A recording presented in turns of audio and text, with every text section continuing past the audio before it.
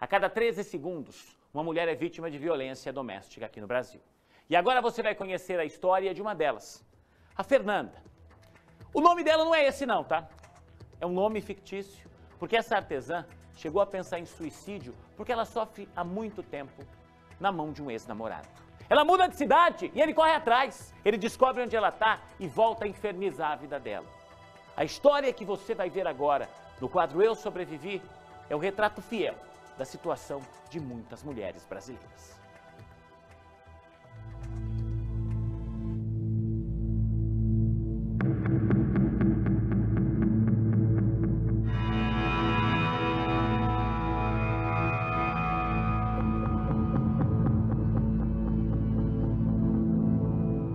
Fernanda não pode mostrar o rosto.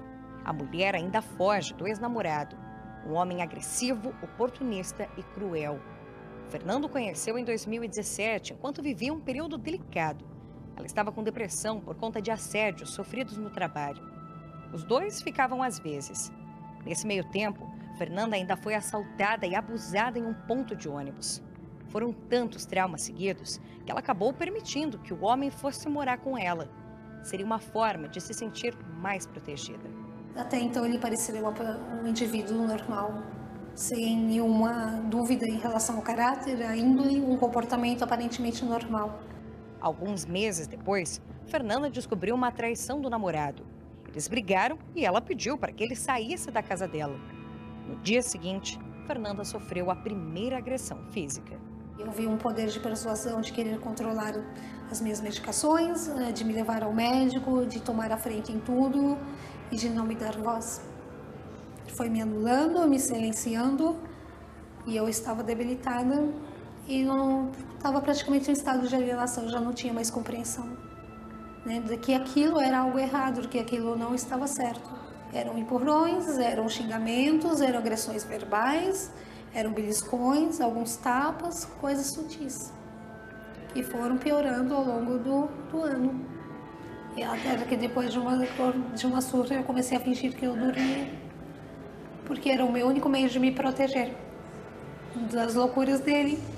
E num desses momentos eu ouvi ele ligar para uma pessoa, combinando de comprar uma arma, alegando que a guria já era descartável, não servia para mais nada. No vacilo dele de sair para ir até o veículo, ele deixasse a porta aberta e voltou. Ele estava extremamente agressivo e eu comecei a gritar e a confrontá-lo. Eu tentei correr para fora, porque para mim algum vizinho ia ouvir, enfim. A única coisa que o meu vizinho fez foi acender a luz da sala e abaixar a TV. E quando eu corri para fora, ele me catou pelos cabelos, me levou arrastando para dentro e começou esse espancamento novamente. Fernanda fez um boletim de ocorrência e conseguiu uma medida protetiva. Mas o namorado pediu desculpas, foi se reaproximando e a convenceu a ir até a polícia para retirar a denúncia. Ele tem uma habilidade verbal de conduzir as coisas assustadoramente, que chegas num momento que tu não sabes mais o que é real e o que não é. E questão da culpa, e a questão de falar, olha, tu é responsável, tu que causaste, eu estou fazendo o meu melhor. Então lembras quando tu precisou? Lembras quem te levou para o hospital? Lembras quem fez tudo por ti? Olha como eu sou uma pessoa boa, olha como tu és ingrata, injusta. E daí nisso você mesmo se questionava sobre a tua sanidade. Exatamente, porque eu falei, gente, o que está a acontecer? Né? Será que realmente eu estou sendo tão ingrata, tão injusta com este homem? E foi nesse momento que ele me acompanhou no local para tirar a protetiva. E não havia uma psicóloga, ninguém para perceber o estado que eu estava, deplorável. Como ser humano eu estava totalmente assim, ótima presa para ele, né? Em abril de 2018, o ex-namorado invadiu a casa de Fernanda e não saiu mais de lá. Ela passou a viver sob medo constante. Eram xingamentos, gritos, tapas, socos e muitas ameaças.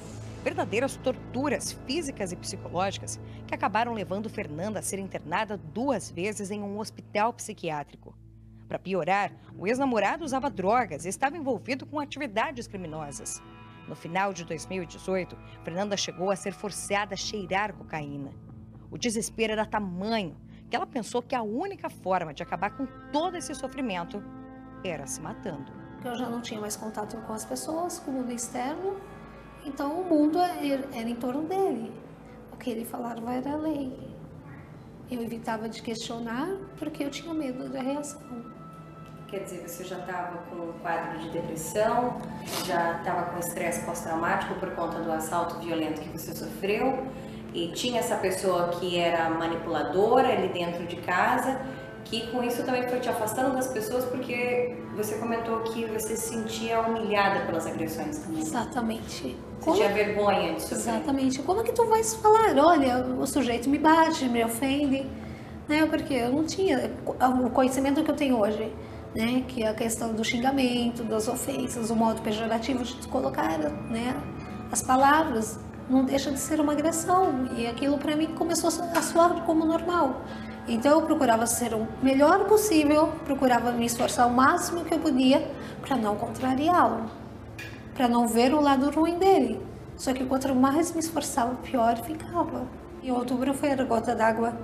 Eu já tinha passado por internamento, eu já estava exausta e eu vi que eu já não tinha mais vida. E foi no momento que eu pensei, desisto de tudo e vou ter uma chance, alguém vai perceber. E diante desse desespero, dessa angústia toda, eu fui parar no hospital, fiquei na UTI e a coisa se inverteu, né? A ajuda não chegou e eu ouvi desde o pessoal da limpeza até o corpo clínico: olha, esse cara é o máximo, ele se preocupa contigo, tu tens que agradecer. Ele estava a chorar, ele estava em crise de pânico, apavorado que tu morresse. Mas mal sabiam as pessoas o que eu passava. Sabes, eu queria falar, eu tentei falar. E eles falaram: não, tu tá muito fragilizada, né? Se ele não se importasse contigo, ele não estaria aqui. E realmente, né, tu faz a leitura daquilo que vê. Então você ver um indivíduo daquele descompensado, uma representação que denota emoção, tu se compadece. Eu tenho um histórico psiquiátrico. Como tu vai contestar isso? Então, ficava naquela, tudo que você pudesse dizer ali das agressões, você era louca. Exatamente, o julgamento da sociedade é este. Eu tenho um histórico psiquiátrico de uma tentativa de suicídio, o qual o hospital atestou que eu tinha hematomas nas pernas e no braço, e que os fatos relatados se sucederam uma semana. Então, como uma pessoa tenta o suicídio e apresenta hematomas significativos nos membros superiores e inferiores, como uma pessoa que tenta suicídio e ela não tem um arranhão no pescoço. Sem a ajuda de vizinhos e conhecidos, no começo desse ano, Fernanda fugiu. Ela foi para São Paulo tentar denunciar o ex-namorado e procurar abrigo, mas não conseguiu. Quando ele tentou me enforcar com o lençol, eu fugi da minha casa, busquei ajuda em São Paulo e não tive essa ajuda. Eu tive que voltar para a cidade. E ao voltar para a cidade, de madrugada, logo pela manhã, ele já estava em casa.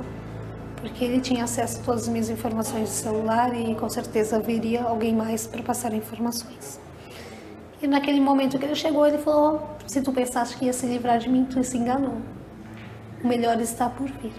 E durante quase 20 dias foram uma sessão de espancamento, de abuso e de coisas terríveis. Eu sabia que era como se um predador estivesse brincando com a presa antes de executar ela, porque ele se divertia e ele ria da situação. Antes da Fernanda prestar o segundo boletim de ocorrência contra o agressor dela em março desse ano, esse homem decidiu sair na frente. Ele estava pensando que se não funcionasse mais aquela história de que a Fernanda tinha desequilíbrio mental, de que ninguém podia acreditar no que ela falava, ele então faria uma inversão dos papéis. Esse homem foi até a delegacia em Curitiba e prestou um boletim de ocorrência contra a Fernanda, dizendo que ela havia tentado o agredir, que ela teria saído com uma faca correndo atrás dele pela vizinhança. Essa é uma técnica clássica nos casos de agressão, essa inversão do jogo, e que também acaba fazendo com que a Fernanda continue ligada a esse homem, para comparecer na delegacia prestando esclarecimentos sobre o boletim de ocorrência e até meses depois tendo que ir até o fórum para encontrar com esse homem. Em março, Fernanda finalmente conseguiu algum apoio. Ela foi enviada para um abrigo depois de denunciar o ex-namorado pela segunda vez. Mas nem por lá ela teve paz e conforto. Que não foi um dos melhores lugares, onde eu vi uma sequência de falhas, um despreparo porque tu chega num estado deplorável, né? Tanto fisicamente como emocionalmente, psicologicamente. Você fica lá quase 40 dias da tua vida no processo de engorda, como se comida fosse cicatrizar as feridas da tua alma, sabe? Fosse reconstruir a tua identidade, a tua integridade, como eu também aconteceu de lá dentro desse lugar, com 17 dias, ser convidada a ir embora. Fernanda acabou deixando o abrigo e veio para o norte do estado tentar se reerguer. Sozinha, ela vende artesanato nas ruas. A batalha diária garante apenas um quarto de pensão e uma alimentação sem luxos.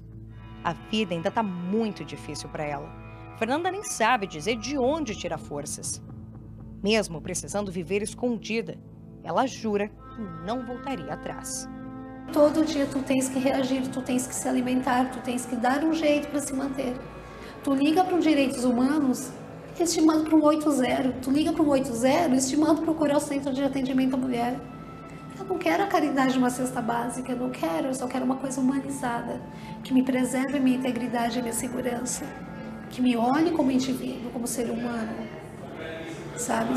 Quantas mulheres além de mim estão a passar por isso?